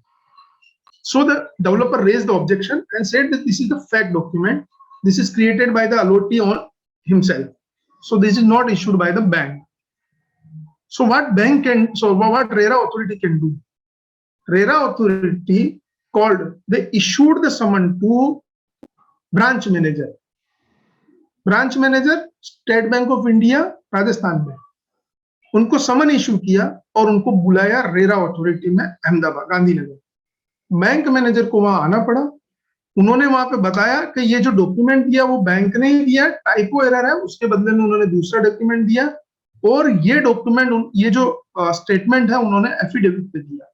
सो मेरा यहाँ समझाने का जो रीजन है वो ये है कि सेक्शन 35 ऑफ रेरा के हिसाब से रेरा अथॉरिटी को सिविल कोर्ट का पावर है, वो कोई भी डॉक्यूमेंट मांग सकती है, किसी भी पर्सन को समन इशू करके उसकी पर्सनल अटेंडेंस के लिए उनको बुला सकती है RERA authority. They can issue the commissions for the examination of the witness और any other matter which may be prescribed. So this is the example where if we have a doubt, we can pray to the RERA authority for attendance of the any person issuing the summon, documents, etc. So this is the power of the RERA authority. अभी हम बात करते हैं complaint filing की. जैसा कि मैंने आपको बताया, form A which is prescribed by the RERA authority to file a complaint before the members RERA authority. Form B is there to file a complaint before the adjudicating officer. अब RERA जब कोई complain है तो उसका form ये बोलता है कि भाई सबसे पहले name of the complainant, address, email ID, telephone number, then name of the respondent if you are making the party to developer, partners, everybody. Then we have to mention the name of the respondent, contact details, address. Then after comes to the point fact of the case. Fact of the case हमारे को लिखना है, तब हमारे को सारी history उसमें लिखनी है, इनिशियल टू एंड। हमने बहुत सारे मैटर में ऑब्जर्व किया है कि सारी पूरी चीजें डिटेल में नहीं लिखी हुई होती है, तो we should always write the detail fact about the case, right. Then after we should write the relief. हमको रिलीफ क्या चाहिए, हमको पोजीशन चाहिए, हमको इंटरेस्ट चाहिए। बहुत सी बार ऐसा होता है कि पोजीशन और इंटरेस्ट दोनों मांग लिया, या रिलीफ किस टाइप की होती है। अगर सामने, being a professional, the chartered accountant, generally we see that when advocates comes, sometimes it's happened that we are unable to defend, or we are unable to raise the strong points before the RERA authority in favor of our client. So we should always, when we are filing a complaint on behalf of the allotee, हमको क्या relief चाहिए। अगर मैं simple example में बात करूं तो आज हम मंदिर जाते, चर्च जाते, गुरुद्वारा जाते हैं, मस्जिद जाते हैं, हम सब जने भगवान से प्रार्थना करते हैं, भगवान गाड़ी दे दो, बंगला दे दो, आज 100 क्लाइंट बना दो, 200 क्लाइंट बना दो। मांगने से ना तो 100-200 क्लाइंट बनते हैं, ना करोड़ 2 करोड़ रुपए एक दिन में आता है, बट फिर भी हम भगवान से सारी चीजें मांग लेते हैं। देना नहीं देना भगवान के हाथ में। तो सेम वे रिलीफ में जो मांगना है, जितना मांगना है मांग लो, देना नहीं देना रेरा अथॉरिटी के हाथ में as per the law. So this we should think. Interim order, I give the example के इंटरिम ऑर्डर क्या है। जैसे कि मैंने आपको अभी केस बताया राजस्थान वाला, तो सपोज मैंने पोजीशन की रिलीफ मांगी है कि कस्टमर को पोजीशन चाहिए, तो उसमें इंटरिम रिलीफ क्या हो सकती है। इंटरिम रिलीफ ये हो सकती है कि जब तक मेरे को पोजीशन नहीं मिले या केस डिसाइड नहीं हो, ऐसा रिलीफ दिया जाए कि जो प्रमोटर है वो ये यूनिट किसी अदर पर्सन को नहीं बेच सकते। So some kind of interim relief we should always ask to the RERA authority in our complaint. Important part, complaint not pending with any other court. There are various judgments of the Punjab and Haryana RERA authority, Maharashtra Real Estate Regulatory Authority. अगर कोई matter किसी civil court या other court में pending है और हम अगर RERA authority में कंप्लेंट फाइल कर देते हैं, तो हमारे को डिक्लेरेशन देना पड़ता है क्या मैटर पेंडिंग है नहीं। जनरली हम क्या लिख देते हैं, मैटर पेंडिंग नहीं। लेकिन ये प्रमोटर को पता होता है कि मैटर तो दूसरी जगह चल रहा है, so then this complaint would not be maintainable. ऐसे बहुत सारे जजमेंट है Maharashtra RERA authority, Punjab Haryana RERA authority के, जहाँ कंप्लेंट मेंटेनेबल नहीं है। अभी रिसेंटली हमने एक केस में ऐसा ही ऑब्जेक्शन उठाया कि पर्सन जो है वो अलॉटी नहीं है, उनका कोई दूसरा ऑलरेडी मैटर चल रहा है, so that is complaint is not maintainable. So we should always keep this point also into our mind, right? So these are the important part where how we can draft the complaint. When we are filing a complaint before the adjudicating officer, same the way of the facts क्या हमको लिखना है, हमको कितना compensation चाहिए। I think so far I have not observed that any compensation is much awarded. Generally वो 25-50 हजार लाख रुपए तक का compensation award होता है, कोई ज्यादा compensation award नहीं होता है, right? And again the complaint is not pending.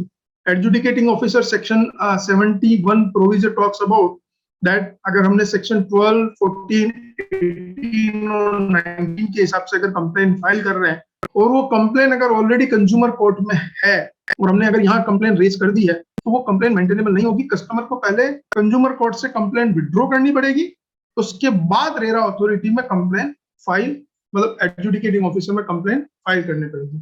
So this is the power to adjudicate any person whose complaint in respect of the matter covered under section 12, 14 and 19 is pending before the Consumer Dispute Redressal Forum or the Consumer Dispute Redressal Commission or the National Consumer Redressal Commission established under section 9 of the Consumer Protection Act 1986. On or before the commencement of this act, he may, with the permission of such forum or commission as the case may be, withdraw the complaint pending before it and file the application before the adjudicating officer. तो अगर consumer forum में complaint file है तो वो वहां से withdraw करके ही एडजुडिकेटिंग ऑफिसर में कंप्लेंट फाइल कर सकते हैं। So this is the part related to filing of the complaint before the RERA authority and adjudicating officer. अभी कंप्लेंट का ऑर्डर आ गया है और अपील फाइल करनी है, तो अपील फाइल करने के लिए अपीलेट ट्रिब्यूनल में जाना पड़ेगा। अपीलेट ट्रिब्यूनल में जाने के लिए सेक्शन 44 क्या बोलता है, the appropriate government or the competent authority or any person aggrieved by direction or order or decision of the authority or the adjudicating officer may prefer an appeal to the appellate tribunal. Section 44 subsection 1. तो क्या word लिखा है?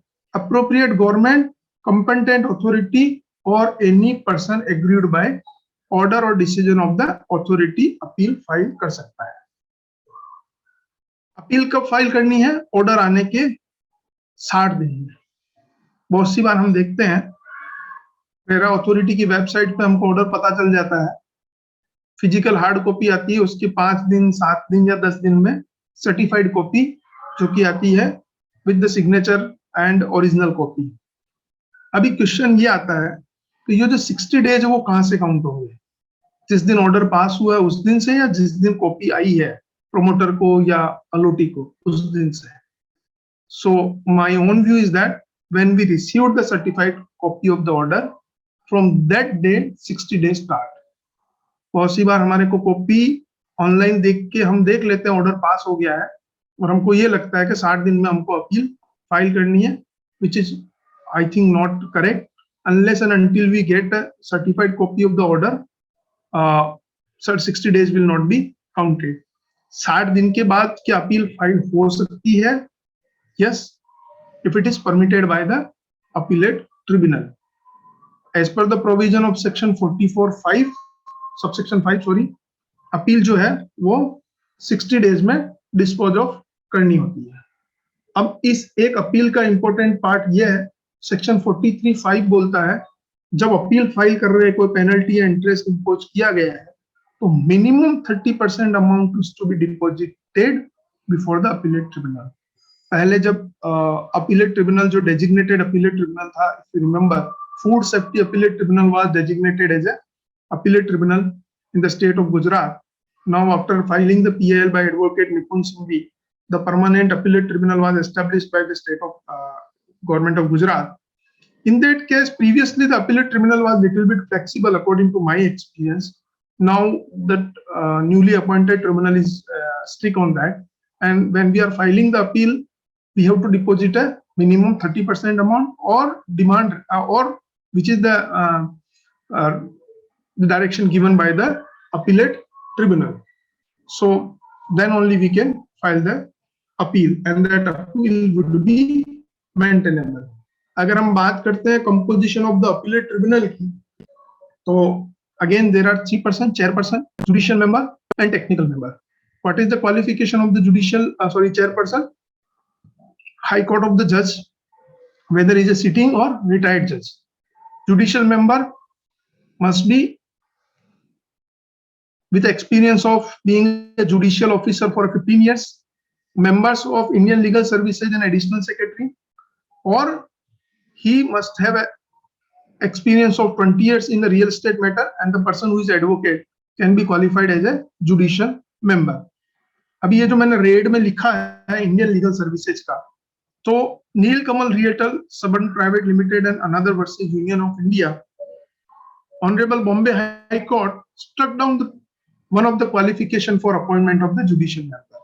तो जो Indian legal services के जो qualification है वो ऑनरेबल बॉम्बे हाई कोर्ट ने स्ट्रक डाउन कर दी है नीलकमल रियल्टर के केस में. अगर हम बात करते हैं टेक्निकल मेंबर की, तो he must be having experience of 20 years in the field of urban development, housing, real estate development, infrastructure, economic planning, law, commerce, accountancy, industry management, public affairs. Or he must have an additional secretary or equivalent position. Appointment जो होता है chairperson का state government in consultation with the chief justice of the high court होता है. Appointment of जो member है वो होता है by state government on recommendation of the selection committee consisting of chief justice of the high court और his nominee, the secretary of the department handling housing and law secretary. अगर हम बात करते हैं ना अपील की, अपील कैसे draft करनी चाहिए, तो अगेन जिस तरीके से जो हम कंप्लेंट फाइल करते हैं, पहले name of the appellate, name of the respondent. अब यहाँ पे इंपॉर्टेंट पार्ट आता है, अगर सपोज ऑर्डर जो पास किया है एडजुडिकेटिंग ऑफिसर ने, तो we should make the party to the honourable adjudicating officer. RERA authority ने पास किया ऑर्डर, तो we should make the party to the RERA authority through secretary. So this thing we should keep in our mind. Again, the same thing when we are writing the name of the appellant, contact detail, address, email ID, name of the respondent, same thing, address and contact detail. Then limitation, we have to mention that the appeal is filed within the limitation period, that is the 60 days. If not, then we can make a specific application for condonation of the delay also.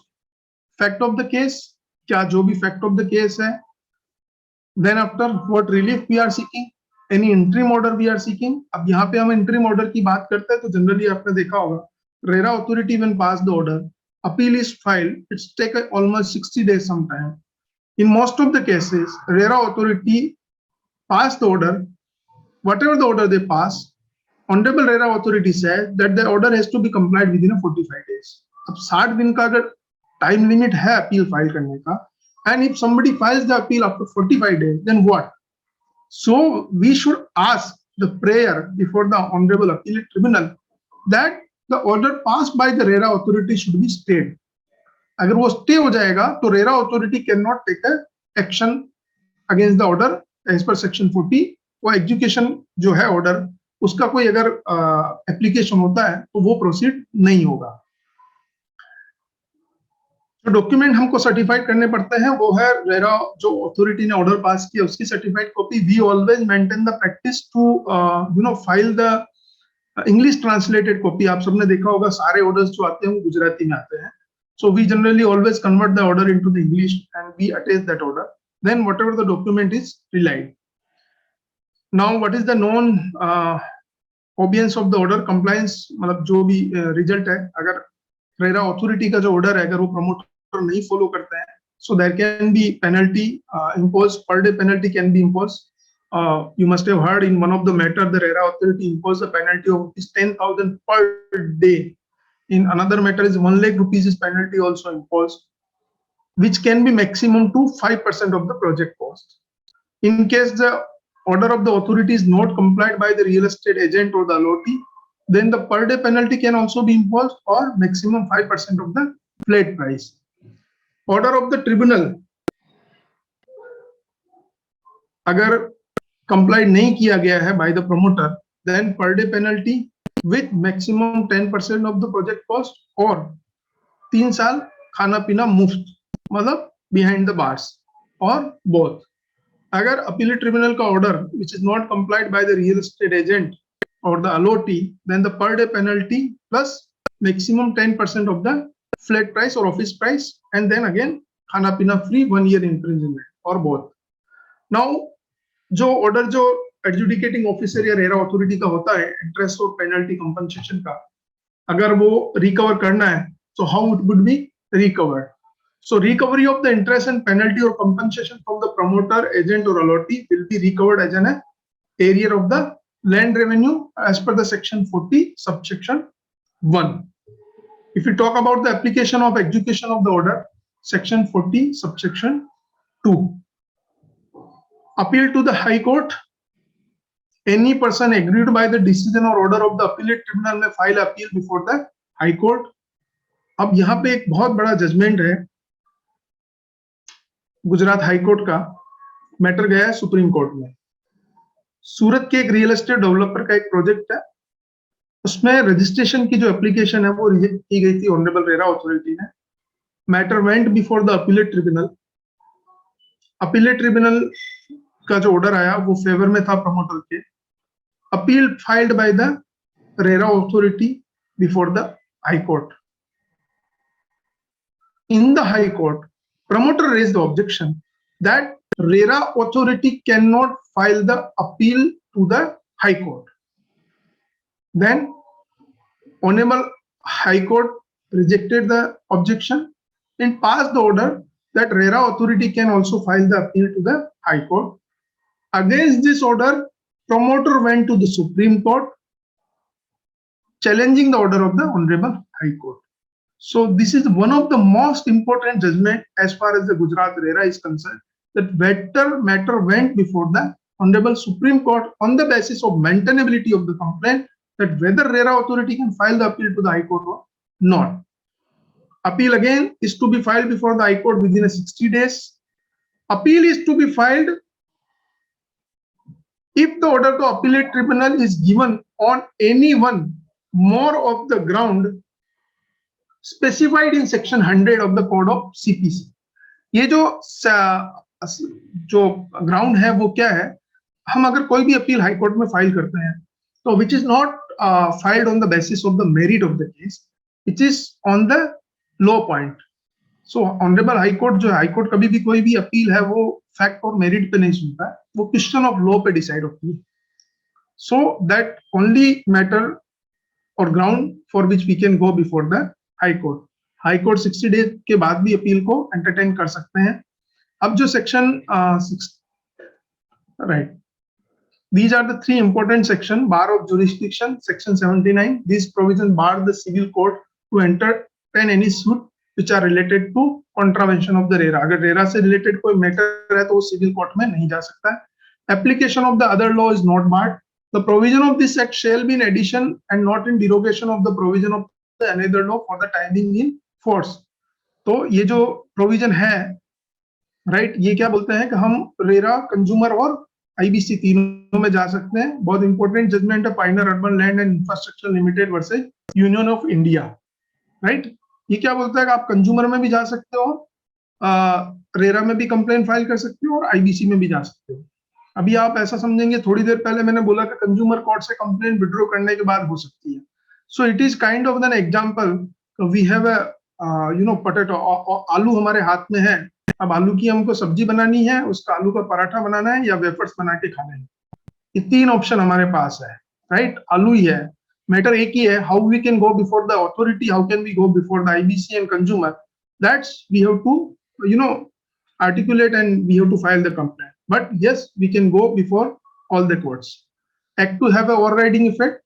If there is any inconsistency between any act or any other law, this act would prevail as it is a special law and hence would override a general law.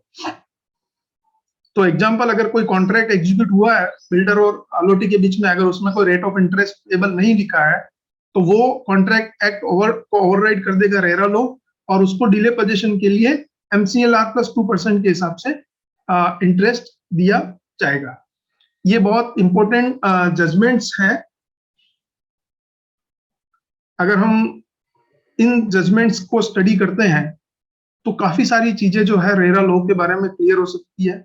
Nilkamal रियलेटर सबंस private limited, इस case में validity of the RERA was challenged और वो appeal किया गया था कि RERA constitutional validity of the RERA was challenged.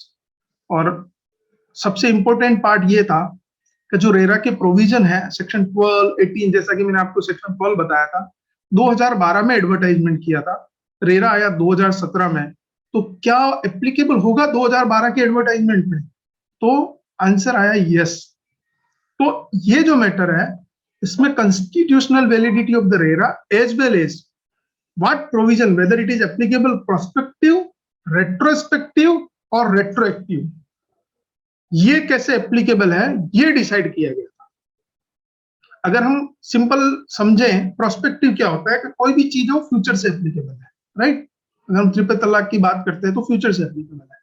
हम अगर प्रोस्पेक्टिव बात करें तो आपने सबने पहले सुना होगा, वोडाफोन के केस में इनकम टैक्स प्रोविजन अमेंड करके since beginning it was implemented. Retrospective का मतलब जो एक्ट, कानून बाद में आया है लेकिन कोई काम, कोई एक्ट जो किया गया है which is before the implementation of the act, that is called as a retrospective. तो सेक्शन 12 और 18 जो है वो इवन बॉम्बे 9 के केस में भी ये डिसाइड किया गया था with the light of this judgment that section applicable is retroactive, not retrospective or prospective. It is applicable retroactive. आज लो आया लेकिन काम पहले किया गया तो उससे रिलेटेड ये कानून applicable. Pioneer Urban and Land Infrastructure के केस में मैंने आपको बताया IBC, रेरा और कंज्यूमर तीनों फोरम अवेलेबल है. Right, Chitra Sharma and others versus union of India, it was held that the home buyer is a financial creditor, they can go and file the this IBC complaint before the NCLT में जाके अगर वो project stuck हुआ है तो. Right, JP infra का आपने matter सुना हुआ होगा. Vikram Chatterjee and others versus union of India, RERA registration cancel किया गया था, प्रोजेक्ट हैंड ओवर कर दिया था NBCC को. right? This is the Amrapali judgment. You must have heard about that.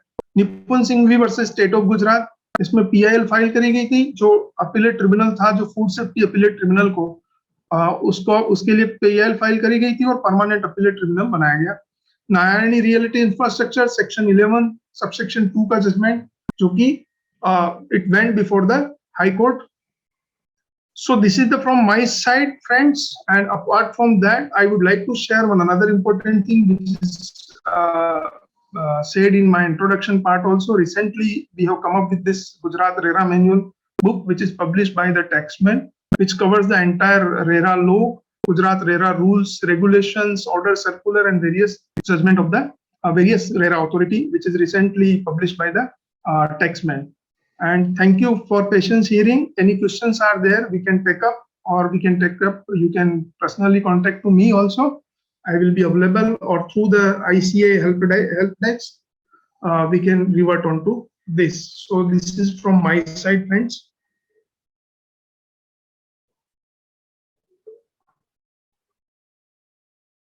Any questions are there? Please unmute yourself and raise the question.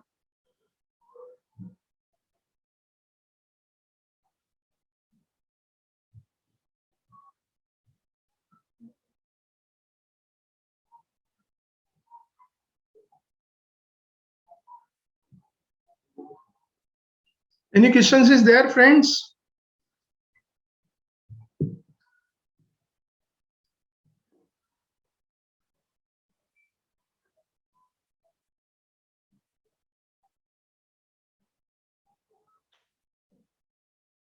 Yes, Jayesh ji, पूछिए question sir. आप unmute, I think.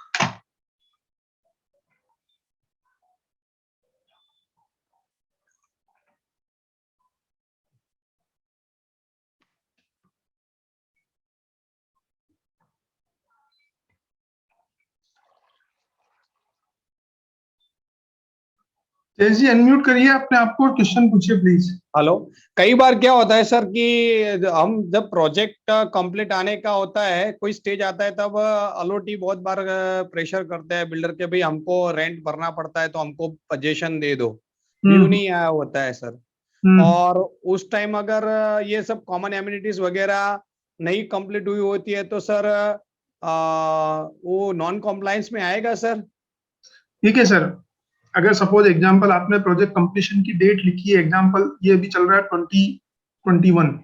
अगर suppose आपने example 2021 दिसंबर project completion date लिखी है, तो RERA, Gujarat RERA के हिसाब से और इवन रेरा एक्ट के हिसाब से आपको जो ये प्रोजेक्ट है वो 31 दिसंबर 2021 से कंप्लीट करना है in all aspects, including BU permission, including handover of the society. ठीक है सर. अगर कोई अलॉटी आपको प्रेशर करते हैं तो first of all without BU permission you should not give the position. First question. Maharashtra real estate regulatory authority ने customer के ऊपर भी एक्शन लिया, बिना ऑक्यूपेंसी सर्टिफिकेट उन्होंने पोजीशन ले लिया था, और उन्होंने लोकल अथॉरिटी को डायरेक्शन दिया एक्शन लेने के लिए. तो as far as a promoter is concern, जब आप अपने क्लाइंट को एडवाइस करते हैं तो first you should have to be strict at your own का आपको पोजीशन नहीं देना है विदाउट बीयू परमिशन. सेकेंड, अगर आपने इंडिविजुअल कस्टमर के एग्रीमेंट में ऐसा लिखा है तो आपको 30 जून 2021 तक को पोजीशन दे दिया जाएगा, और अगर आपने नहीं दिया है तो कस्टमर ज्यादा से ज्यादा आपके अगेंस्ट कंप्लेन करके इंटरेस्ट मांग सकता है रेरा अथॉरिटी में. थर्ड चीज, जब तक कॉमन अम्यूनिटीज की बात करते हैं तो कॉमन अम्यूनिटीज जो कंप्लीट करनी है वो ऑन और बिफोर 31 दिसंबर 2021 करनी है. अब आपको सिर्फ यही ध्यान रखना है कि उस कॉमन अम्यूनिटीज कंप्लीट करके आपको पूरी तरीके से प्रोजेक्ट कंप्लीट कर लेना है, नहीं तो आपको एक्सटेंशन की एप्लीकेशन फाइल कर देनी है. बट उसमें आपको कस्टमर प्रेशर नहीं कर सकता है, और मेरे व्यू के हिसाब से अगर कंप्लेंट फाइल भी होती है तो वो मेंटेनेबल नहीं रहेगी. Thank you sir. Any other questions? We have still 10 minutes. Sir सब लोगों को क्लियर हुआ है या ऑल क्लियर हुआ है? क्योंकि किसी का क्वेश्चन नहीं आया है. इतने सारे लिटिगेशंस के मैटर होते हैं. we being a chartered accountant, we can represent allottees also, we can represent our client being a promoter also. And there is good opportunity as far as the compliance is, this complaint is concerned. I'll give my own example. Being a chartered accountant, since last 3-4 years, I am appearing before the RERA authority and appellate tribunal, and this is a very good scope for us chartered accountant. We have seen that the only advocates represent, but for a chartered accountant, it is a good area of practice. So I think there should be a more and more questions, but there are no questions are there. Sir Yes, Jayesh भाई बोलिए. Sir इसमें ऐसा हो सकता है कि कई बार क्या होता है, बिल्डर जो होते हैं वो 10% से कम एडवांस ले, तो उसमें एएफएस कंपलसरी नहीं है ना सर? एक्सीडिंग 10% से एक्सीड होगा तभी एएफएस कंपलसरी है ना सर? हाँ जी, हाँ जी, हाँ जी सर. अगर 10% से कम अगर रखे रकम तो एएफएस करना जरूरी नहीं है ना सर? हाँ, एएफएस करना जरूरी नहीं है, 10% से कम रखा है. Okay sir, okay sir. Any other questions? So we can conclude this.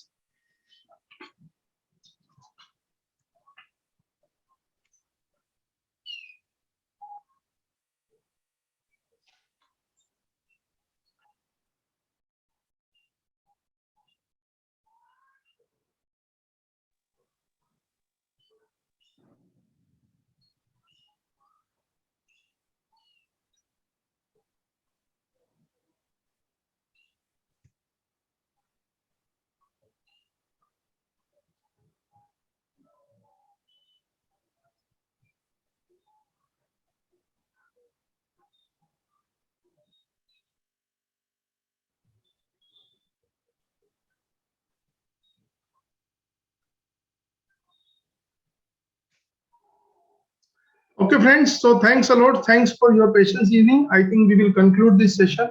Right?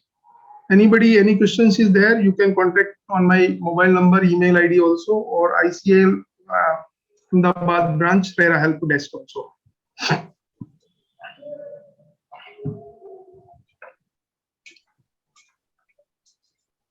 Thank you, sir. Thank you so much.